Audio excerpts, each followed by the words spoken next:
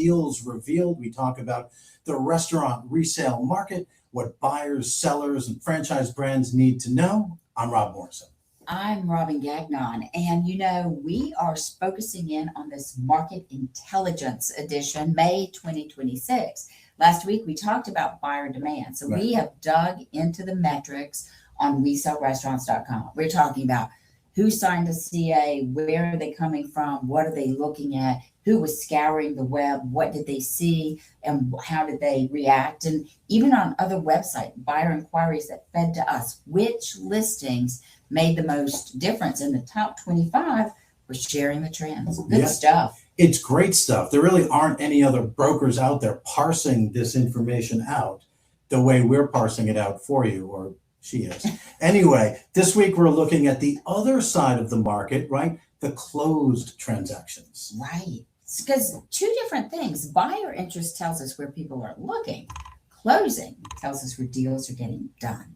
Exactly. So closings show us what price points are moving, how long the process can take, and in general, what the sellers should expect. And this May data, it's got some very helpful benchmarks for buyers, sellers, and franchise brands. All right. So what's the top insight this week? Yeah. So the top insight, believe it or not, most restaurant deals closed below 300,000. That's the biggest closing trend. Highest volume segment of closed restaurant transactions below 300,000. Interesting. Major point for both sellers and for buyers. Well, listen, if you're talking to a seller and the price point comes out and you say, well, we recommend somewhere between $295 and $318 as a listing price. That's what the math says. Yeah. What does the market say? Mm-hmm. Push it under that $300,000 point. You're going to get the looks. That's right. So, 39% of our closed deals were even under 150. 40% between 150 and 300. Yeah, you got to be thinking about where the buyers are setting their search parameters, right? Right. When they're out there looking. So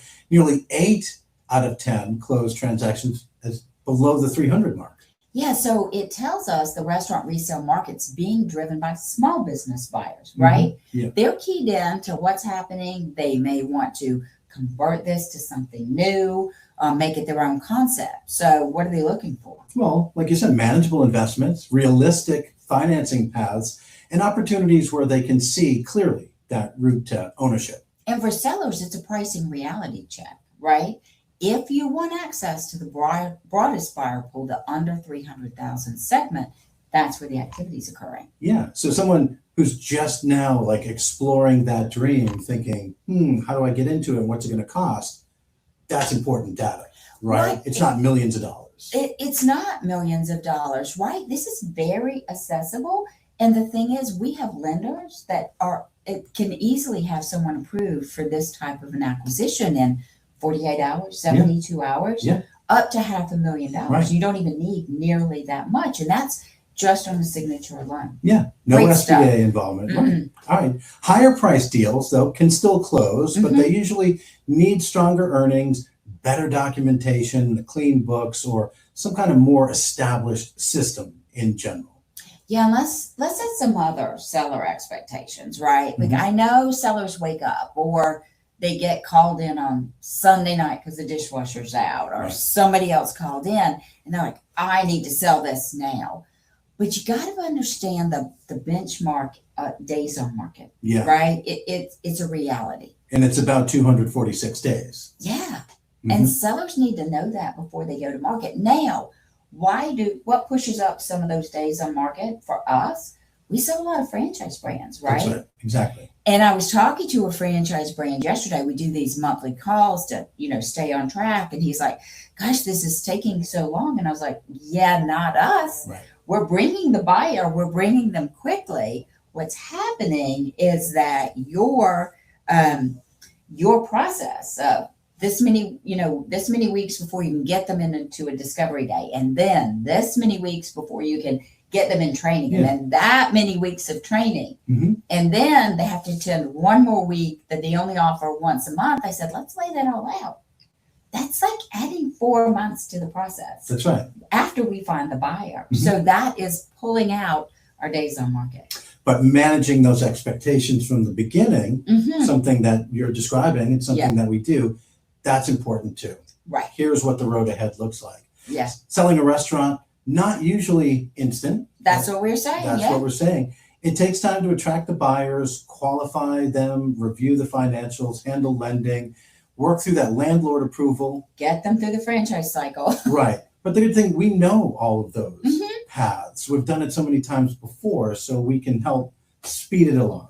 Well, we talked about last week a deal and a affirmation from one of the sellers who said Paul got him a in contract within like 2 or 3 days, right? Correct. So it's not that every deal takes that long if Mhm. there's a subset, because some deals will still move very, very quickly, especially if they're well priced, have strong documentation, are easy for buyers to understand. Sam just came to us in the home office this week and said, oh, by the way, I'm moving my deal up. It's Yeah. going to close next week. And it's, has only been in contract for a minute. Yeah, they're moving it up like a month, Yeah. which is great news for all parties, right? But as you said, the franchise deals and others, bigger ones, lending, they can take several months. And it doesn't mean the listing is failing. It means that this transaction process is working through the funnel. Yeah. So the key is watching the right signals, right? Are the buyers viewing the listing? How often? Are they asking the right questions? Signing those confidentiality agreements we ask them to sign? Are they requesting financials? Are they asking smart questions?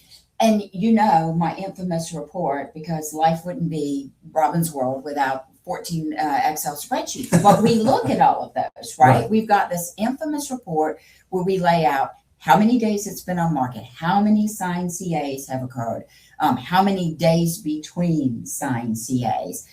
We are measuring every element of buyer activity and saying, what can we do to juice it, bump it up, make it change? So a certified restaurant broker who is on top of his or her business is going to be constantly reviewing that listing and giving feedback and improving it to push these forward. Right. You mentioned the signed CAs, our confidentiality agreements, big part of the funnel. So let's talk about the most useful seller benchmark in this data.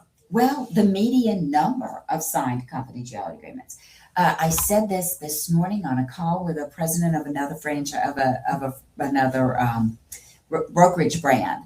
You got to kiss a lot of frogs in this business to meet your prince. Think about this: the median number of signed confidentiality agreements before a transaction closed was 56. Yeah, it's a numbers game. We got to be calling. Right? Yeah. And it's important because sometimes sellers can get discouraged. Right. After like 30 or 40 signed confidentiality agreements without a buyer moving all the way forward, you're almost there, but don't stop short, because the data shows that's very normal.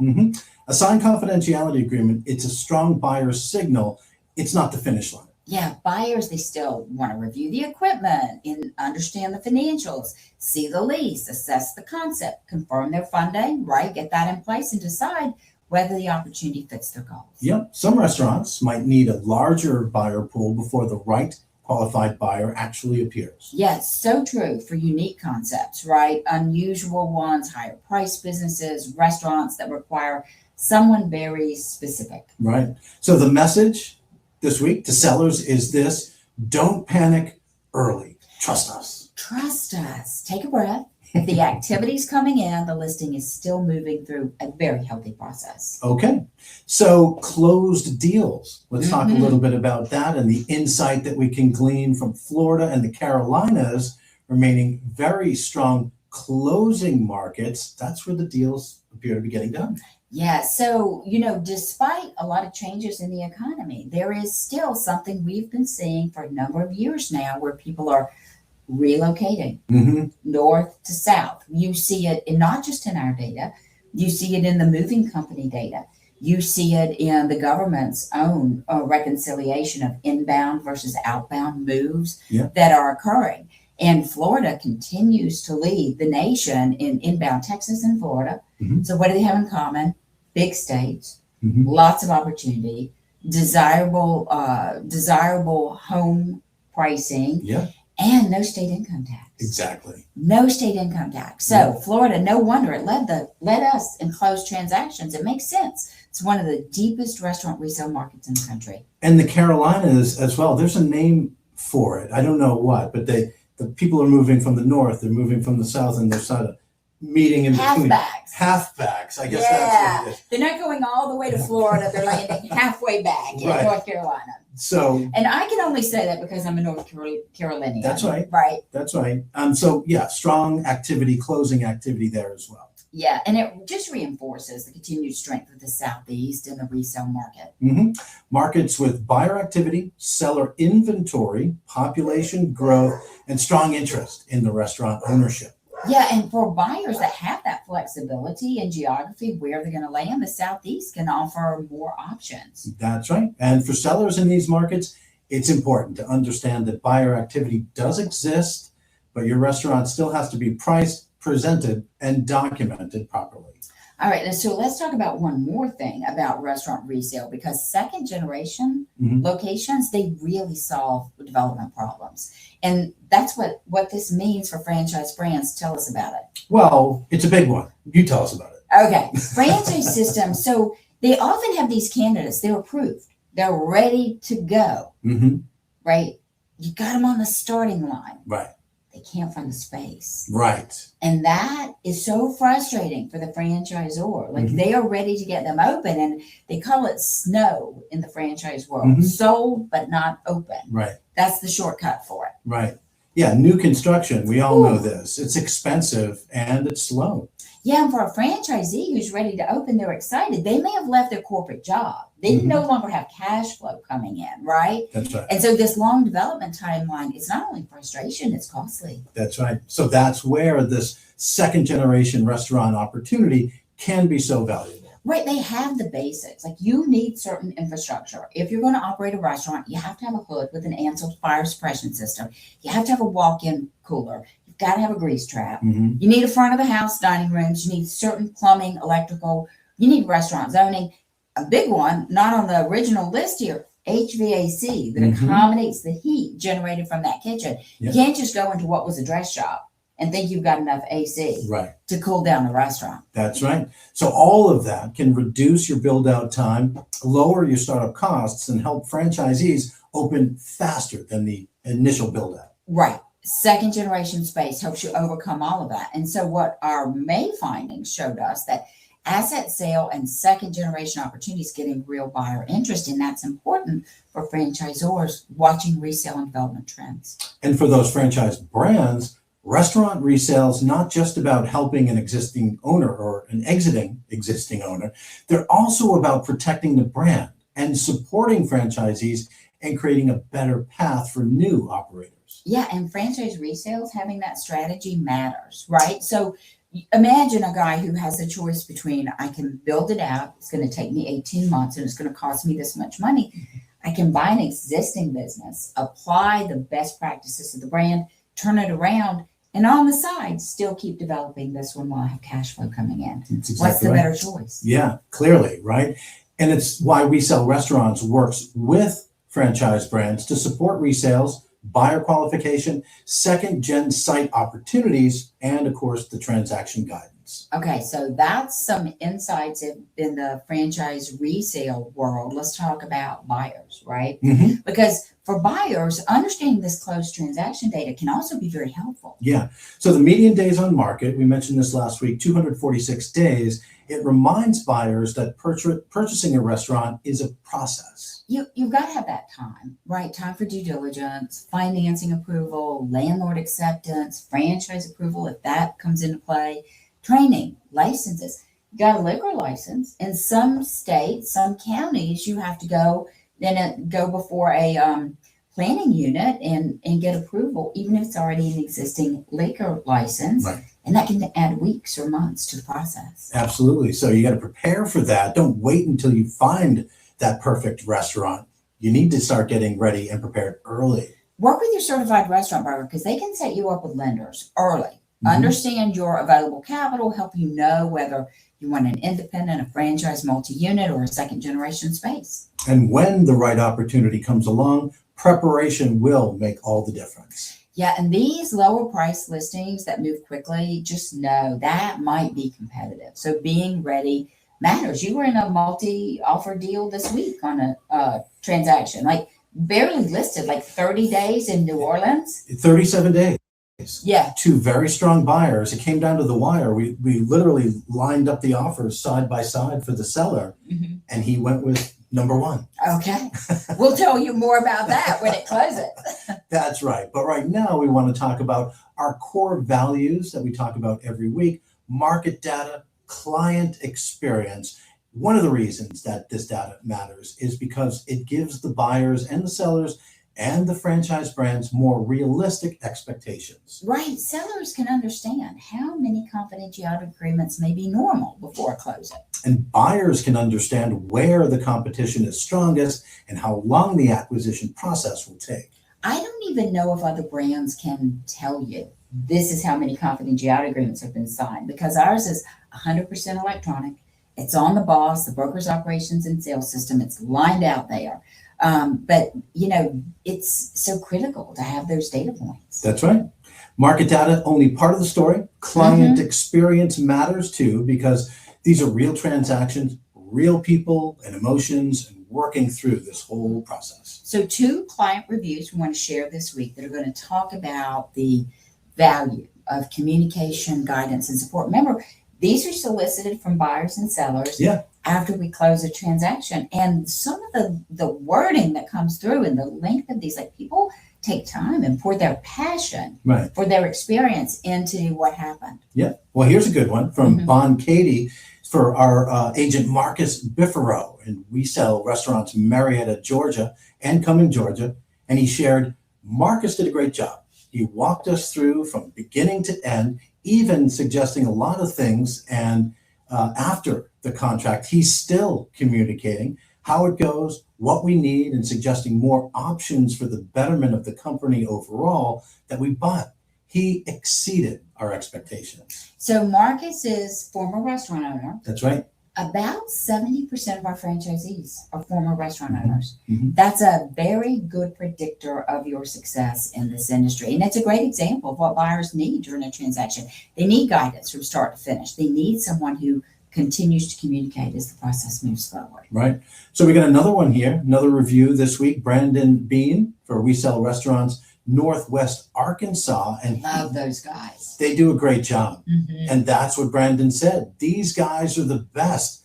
They're super attentive, friendly, and reliable. The work they're doing in the restaurant business in Bentonville and Northwest Arkansas is impressive and first class. I'm grateful to have had the opportunity to cross paths with this service. Wow. Those reviews, they connect directly to today's topic, right? Better data helps people understand the market. Experience guidance moves them through the transaction with confidence. Sure. Restaurant sales involve confidentiality, financials, landlord conversations, buyer qualification, lending, training. All of that goes into the transition. And I believe it with all my heart. Better data creates better decisions. That's what we're talking about. Better guidance creates better outcomes for the buyers, the sellers, and the brands overall. So there is a lot more sticky data where we talk about by price point, what were the common attributes of what closed, how many days, under 90 days on market, 92, 180 days, 180, 365. It's all in this May 2026 Market Intelligence Edition version of our blog. Yeah. So it's at blog.resellrestaurants.com. I just sent this link yesterday to someone who's considering selling, maybe not necessarily right now, down the road, but that's what we do. We help them with exit strategies when the time is right. All right, so key takeaways. Remember, most closed restaurant transactions happening under $300,000. Median days on the market, 246 days, so sellers should understand that the process can take some time.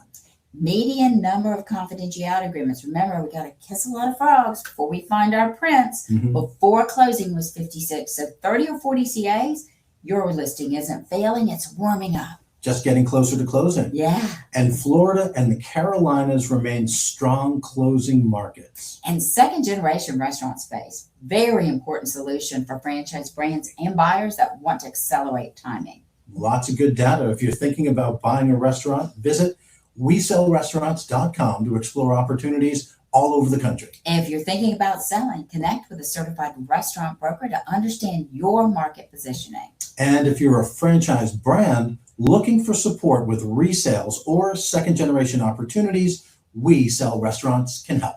All right. If you enjoyed today's show, hit that thumbs up. Share it with someone interested in restaurant ownership.